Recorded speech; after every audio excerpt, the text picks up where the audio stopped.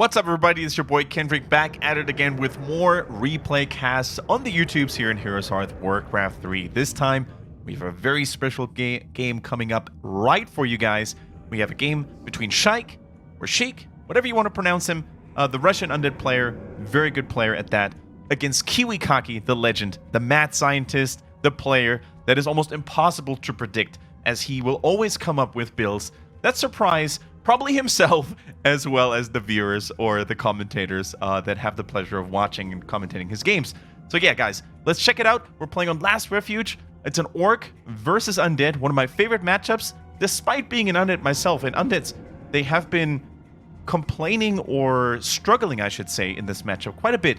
Orcs, if they played well, you know, if they show resilient early game harassing and then strong transitioning into either early mass air or just the radar harass, the radar run-bys, which Undeads are so susceptible to.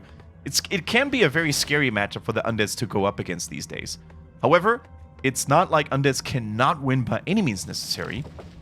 I think it's oftentimes comparable to the Undead-Human matchup, where if the Undead just survives long enough in the mid-game, they can actually bounce back with strong heroes, just like the humans can bounce back when they're heroes against Undeads. When they reach a certain level, you know, level 3 Paladin, for example. That's really, I feel, where humans can bounce back. But you just need to make it to that point, you know. You can't lose all your fiends in this matchup to raiders, to raider run-bys in the middle of the game. If you do that, you lose your army once or twice. The Orc can just expand or finish you altogether. So you have to be on your tippy toes as an Undead player to not lose the game straight up. Now, Orcs, of course, just like other races compared to Undeads, they can be a little bit more flexible in which opening they want to choose. Undeads, you know, with so much time having passed, they're still bound, it almost feels like, to the DK opening. DK opening, likely transitioning then into Fiends after 3 ghouls are built. That's pretty much the Undead credo that they have to stick to. The so-called happy style, you know, with early DK aggression against Orcs, usually doesn't get all that much done, because there's a Farseer, there's a Blade Master, there's Grunts that don't die that quickly. So yeah, a lot of the time when we see Orcs versus Undead, it's just this creep fest. You know, it's just a battle between who creeps faster, who finds better items, and who then, in the mid to late game, will have this one deciding fight that wins the game. However, we see KiWiKaKi now with the Farseer first, going for a very cheeky steal on the green camp, preferably to be taken away from the Undead, so the level 2 on the DK will be prevented. So no aura, although of course Sheik was able to find a little bit of experience here himself. But since Undeads take a little bit longer, you know, to really have the means to go for stronger creep camps, stealing this away to prevent the early level 2 definitely makes a lot of sense. However, on Last Refuge, there's a couple of green camps. There's the Craps over here.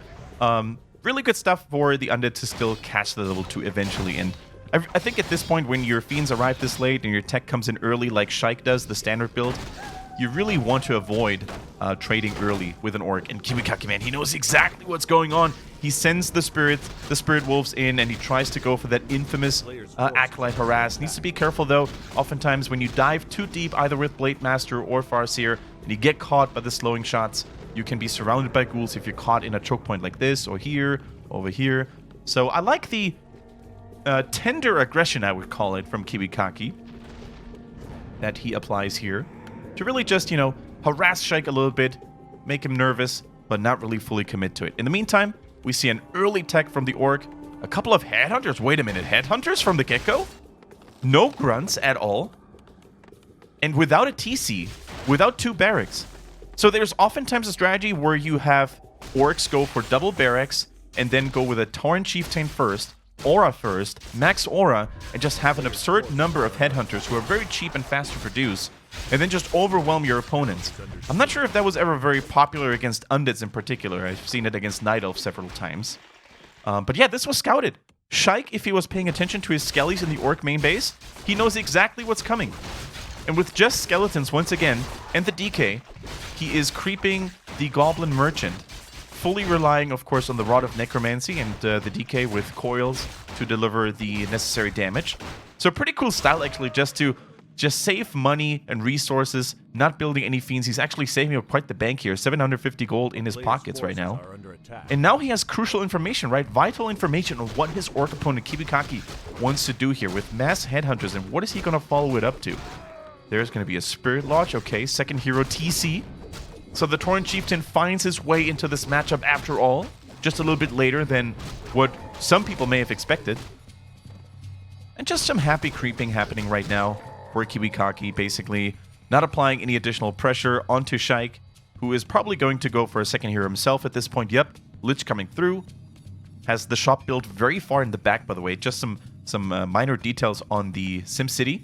A lot of Undeads, they like to build their shop here or here. You know, relatively exposed and vulnerable to some early orc harass with raiders or just with level 2 spirit wolves and some grunts. Oftentimes what they will do, just kill the shop, and then all of a sudden, if you don't have a shop, you can't make statues, and if you don't make statues, usually your army is in a pretty bad shape. So I love this diligent Tomb of Relics positioning here. So if the orc wanted to go for it, he would have to dive a little bit deeper and take a little bit of a bigger risk. Slaughterhouse coming through, by the way. The Lich is here now as well. Doesn't pick up any additional items to deliver to the DK, who should be now out of rods. Yeah, he only has 2 charges left, really. The TC, by the way, of course, going for Stomp with a Speed Scroll, trying to attempt a surround on the DK, but that was not successful. Of course, the DK, one of the fastest hero, only level 2, close to level 3, even bought boots for now. So Sheik is playing a very unitless playstyle. Not even a single Fiend was produced yet. Only Lich and DK. Nothing else. Just skeletons, of course, as well. And now he's trying to harass some of the weaker units in the backline, you know? We have Headhunter's strong surround attempt after a War Stomp, actually, from the TC, but the gap cannot be closed. Of course, when you have tiny units like the Headhunters, it's not easy to surround someone because they don't cover a lot of space. So squeezing the surround in becomes a little bit harder than normal. We have Shamans now in the fray as well, to potentially apply a little bit of Dispel against the Skeletons. But yeah, this is a crazy opener from KiWiKaKi. Definitely off meta, just like Sheik's though, really. I think Sheik's is a little bit more reactive than KiWiKaKi's though, because he realizes if I build Fiends against mass Headhunters, it's not going to do a whole lot, you know? Fiends are not necessarily known to counter Headhunters. Quite the opposite is the case. Against Shamans, they could be good. So what really is Sheik's plan right now? He builds double Temple into Necros. Oh my goodness. Is it going to be mass Necros and Meat Wagons to provide enough Skellies to overwhelm the numbers of Headhunters? And since his opponent didn't go for Tauren Spirit Walkers, he won't have AoE Dispel. Just single target Purge, which is very inefficient if you do that against a horde of skeletons. Oh my goodness. Oh my goodness, here it comes. Exhumed Corpse is being currently researched for the Meat Wagons. So we have Necros, Meat Wagons, heroes only for Sheik. Is that going to be enough, though? Oh, the Purge is so good right now. Can he close the gap? Once again, KiWiKaKi a little bit sloppy there. The Wolves are trying to do their best. Level 3 for the DK, and this is definitely the surround right now. Has no Telesteph, has to use the TP Scroll if he wants to save him right here, right now, and he does so immediately. The Lich, of course, not enough to get him out of this sticky situation with enough damage pressured. So yeah, wise decision. A level 3 DK is something you do not want to lose as the Undead player. But yeah, is he going to buy another TP? Is he going to buy an orb even? No orb for the Lich? I think he's using all of his money right now to get the Skeletons and the Necromancers through. Even going for a Skeletal Mastery. An upgrade that's not very popular for Undead players, because it essentially lowers the overall combat power of your Skellies by causing them to have an additional ranged units. It's a very costly upgrade as well. I think 175 lumber, which is insane. So yeah, unless of course you don't have any anti-air, which currently Sheik does not have. You want to go, you usually don't want to go for the Skeletal Mages, but that's interesting. Okay, so how is this going to play out? Oh, but this is so cool. We're going to have mass Skellies against mass Headhunters, and only only Shamans really. I'm not sure if the current Dispel power that KiWiKaKi has is going to be enough. Keep in mind, the TC has no Shockwave either, which would be actually much more beneficial against the hordes of Skellies that are soon going to be unleashed. Of course, we do have Chain Lightning, only level 1 though. Not really that useful for the Farseer either. Bloodlust in the mix. Okay, Bloodlust all of a sudden is a whole game changer potentially. There's no destroyers even remotely close. Not even sure if the upgrade was researched. I don't think it was.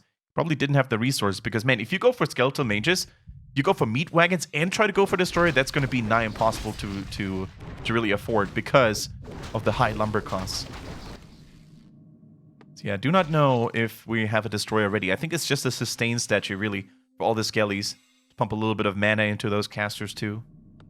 But yeah, I think Sheik is going to be committed to this. These are only Adept Necros as well, no Master Necros. Not really needed if you want to go for a mass skelly push either. So what is KiWiKaKi doing? He has the reinforced defenses on his burrows. Very important. I feel like there's going to be a fight happening soon, which will then determine the outcome of the game immediately. Tries to go for the big ogre here. Cripple, of course, helps. Now needs to drop a body block immediately if he wants to keep him here. Nice dispel, actually, coming in from the High Priest. Very cheeky, and oh boy, I think this might be a creep jack. This is a battle for the ogre. Let's see what we're going to have here. Bloodlusted, TC in the fray, in the thick of things. The Necros are in position. Only one meat wagon really has a couple of corpses left available, and there's a ton of skellies against a ton of bloodlusted shadow hunters right here in the mix as well. We have troll berserkers. So many trolls, such good focus fire onto the backline. The Necros are completely useless. KiWiKaKi has Sheik's number as well, dismantles the Undead, and takes him out in just one decisive swoop. Well, that was a quickie. You know, my good friend Rekrem, who sends the replays in every week, he doesn't tell me necessarily what the game is going to entail. He doesn't tell me how long they go, so I just go with the flow, and I just rely on his judgment. And I think this time, he didn't necessarily disappoint, because we saw some tricky strategies attempted by both players. The execution was a little bit, I don't want to say lackluster. I want to say shaky by Sheik, you know, the shaky Sheik. He took a little bit too much time, in my opinion. Maybe he could have added 1 or 2 fiends for easier creeping and earlier pressure. But in the end, man, it was just KiWiKaKi smelling exactly what his opponent was up to. Both players had good scouting information, of course, the Spirit Wolves and the Skellies. So yeah, it was just KiWiKaKi sniffing it out, man. Having a decent number of shamans, having the Bloodlust ready when it needed to be there. So great job by him. And KiWiKaKi, I'm just going to drop a short teaser at the end of this video. You may get to see more of that handsome young gentleman on this channel, on Heroes Hearth, in the near future. So keep an eye out, open for a new show format that we're currently planning with him. It's going to be a lot of fun. And thank you guys very much for watching. I hope you had a great time in this replay cast. There will be more in the future, of course, just like Fight Night, just like all the other Warcraft 3 related content that we pump out on this channel. So feel free to subscribe, leave a thumbs up, and also tell us what you thought of this game in the comments down below. Until then, see you in the next one. Peace.